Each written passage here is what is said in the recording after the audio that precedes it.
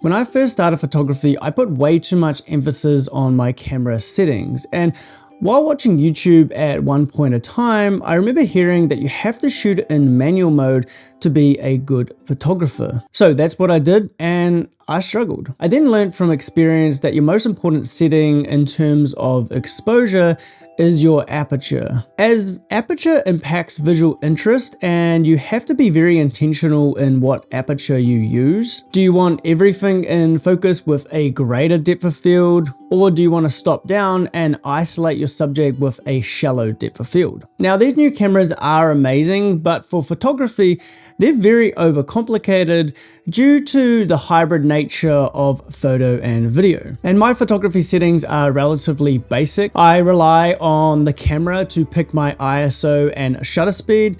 I trust the camera to hit my focus mark, and this aids me to focus on what's more important about photography, like lighting, composition, subject isolation, etc. So in today's video, I want to show you guys some example photos of my time here in Europe while going through my settings and the menu on the FujiFilm XT5. Now, this isn't limited to Fujifilm, as these new cameras are pretty much all the same and it just comes down to personal preference. So let's jump right into it.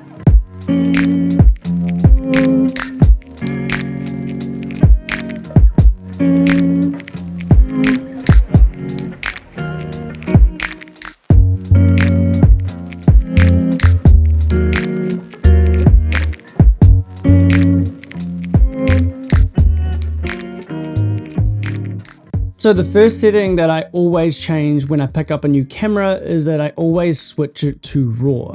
Now, RAW files give you much more latitude and dynamic range compared to a JPEG file. You also get the ability to change the RAW white balance. Typically a JPEG is only an 8-bit file, while a RAW image is 16-bit. So you get way more color science, you get way more dynamic range, and of course that white balance. RAW files do result in larger files, but lucky for us, there is 3 different file types we can choose from. I personally use lossless compressed, as this is going to give me the most amount of quality with a relatively low file size. And then on the Fujifilm XT5, I do actually shoot RAW plus JPEG purely for the reason of file organization. For whatever reason, you can't open up the RAW files on my Mac. So I'm just using the JPEGs to preview what images where, and then I just do not save them from the SD card onto my hard drives. The next thing that I do is quite unique to myself, and I like to change the aspect ratio to 4:3.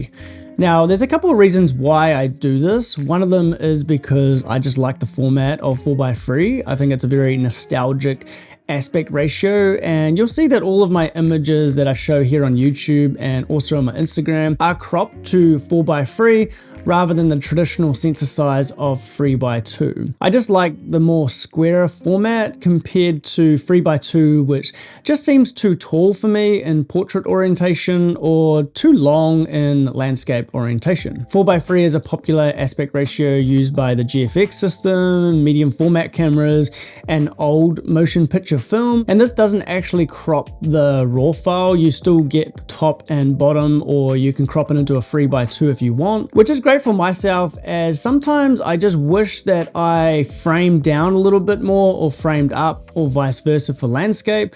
So it just gives me that little bit of extra real estate, especially for things like models' feet, which I have done the dreaded cutting off the feet or cutting off different limbs that I shouldn't have. The next setting I change, which is again quite unique to myself, and that is I actually tint the white balance on all of my different cameras. So on my Fujifilm XT5, I have it set to +4 in the reds and -4 in the blues. This is great, as all of these different camera brands just have different white balances. I've found that the Fujifilm is extremely cool, so that's really a great way to mitigate those problems. And I do heavily rely on auto white balance, I think, while editing the photos, It's just a very streamlined way. And then finally on the X-T5, I have been using the DR200 setting. Now, if you're unfamiliar with this does blend a higher ISO and a lower ISO image together, giving you a bit of an HDR look, but without that hideous HDR look. And it really just gives you a bit more dynamic range and color depth coming out of a smaller APS-C sensor. So before we get into how and why I use aperture priority 90% of the time, I'd like to thank you guys for the huge amount of support from my latest film preset pack. So all of the photos shown in today's video are edited with this pack, and if you want to replicate the style, hit the link at the top of the description and try them out for yourself. So aperture priority on majority cameras is called the AV mode. On the FujiFilm XT5, you have to set the ISO to auto. You also set the shutter speed to auto on the top dials. And then for the exposure compensation, you can change it here, but I just set this to C, and then I have a custom dial for the front dial to change my exposure. Aperture priority is such a fantastic way to get a good exposure. It also teaches you to not shoot for the edits. So if it's not looking good in the camera, you're not going to always underexpose and then try to lift the shadows, drop the highlights, and do those kind of HDR edits. It's also a very fast way to change your exposure. Typically, I will go under a stop or over a stop within a couple of seconds. And then myself, I do shoot at a huge range of different apertures. Sometimes I'll shoot at f1.4, and then sometimes I'll shoot at f8 on the same scene. So I like that ability to quickly change my aperture to impact my visual interest while letting the camera decide my exposure. There's definitely a few quirks with aperture priority, especially when you're starting to run out of light or you're shooting at higher apertures. So you have to set a max ISO and a minimum shutter speed to have a good sharp shot with a low amount of noise. For myself, I have my max ISO set at 3200, while I have my minimum shutter speed at 1/200, as I'm typically shooting lifestyle and portrait images, and this enables me to get a sharp photo. If I was shooting a landscape, sometimes I'll drop that minimum shutter speed down to double of my focal length. And if I was a sports photographer, I would have my minimum shutter speed of 1/1000. Now, I did say that I use aperture priority 90% of the time, and the only time that I use manual is when I'm using flash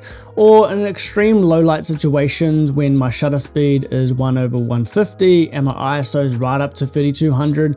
I like to have that manual control. And I think there's definitely merit in learning manual when you start. That's how I started, and it really gave me a good appreciation on camera settings. A lot of people talk about metering modes, and I just use the multi-metering mode, and I'm just controlling my exposure with the front dial that I've set as a custom dial. I change my aperture on the lens, or sometimes I'll set it to A, and I've set this back dial as an aperture custom dial as well. And then finally, on some cameras like the FujiFilm XT5, I turn the shutter AE lock and I turn it off. Now, what this does is that when I focus on a point and I'm always moving, the exposure is always moving. So the meter is always checking what I want.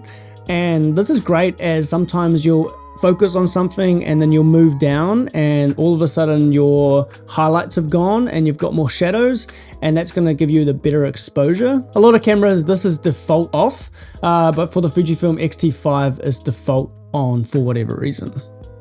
Moving on to focus settings, and my focus settings are pretty basic. I typically 90% of the time just shoot in continuous autofocus.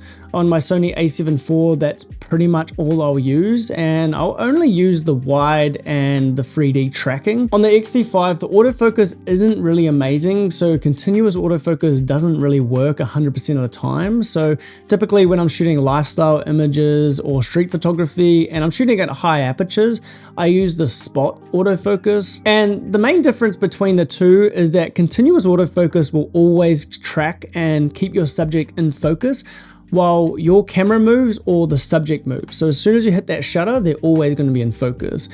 While with spot autofocus, if you click a spot and then you move your camera forward, the distance never changes like continuous autofocus. It locks the distance and then your subject will become out of focus. And to change between the different focus modes on the XT5, it's pretty simple, as you got this little switch down here. And then on all of my cameras, I have the bottom touch dial as my different focus area.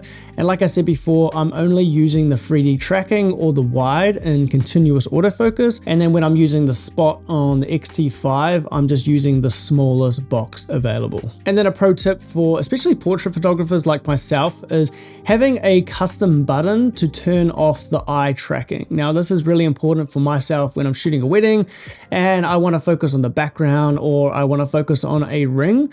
Because if you do have your eye tracking always on, as soon as you're trying to focus on, like, say, a subject and a face or an eye does become visible in the scene, it's just going to snap back to that eye and it's extremely annoying. All right, now just moving on to some just general photography settings. For my drive setting, I typically keep this about the middle. So on my XT5, it's in CL. Next is the mechanical shutter, and I exclusively only use the mechanical shutter. I never turn on the electronic shutter unless you're using a very fast stack sensor or a global shutter. You're going to run into issues like banding and warping and jello effect or rolling shutter. You also can't use the electronic shutter exception to the global shutter for flash photography. Another important setting that I see a lot of photographers forgetting about, and that's actually setting your time and date, especially when you travel. This is really important for file organizations. Now, I do use a completely free software called Narrative Select to organize all of my different files. So I can select by date, I can select by camera model, I can even select by lens. So when I'm making a lens review, this is how I cull and organize all of my photos. So if you do want to try out the software, it's completely for free. All you have to do is put your email in the description down below, sign up, download, and use Narrative Select completely for free. All right, guys, that was a bit of a different video. I was just getting a lot of questions asking what my photography settings are. And when thinking back to when I started photography, I definitely struggled with all of my different settings, and I would try to mix stuff up too much and make it overcomplicated. But I think there's not really that much to change in terms of photography.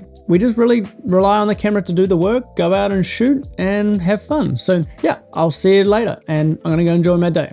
Have a good one. Bye.